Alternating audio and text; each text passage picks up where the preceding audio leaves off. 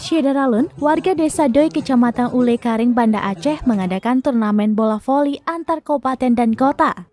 Turnamen voli memperingati HUT RI ke-77 dan HUT RDVC ke-11 ini diselenggarakan di lapangan voli desa setempat.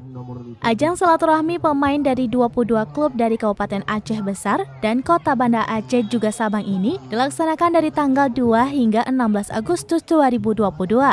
Dalam pelaksanaannya, masyarakat begitu antusias melihat pertandingan bola voli hingga memadati arena pertandingan setiap hari pelaksanaannya.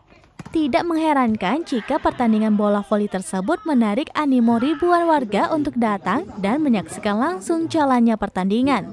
Terlebih dengan adanya kehadiran pemain tim voli yang merupakan pemain tingkat daerah yang turut bermain memperkuat tim.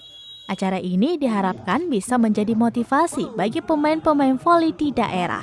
Mampu menambahkan hasil untuk Bimbu menjadi 18-16.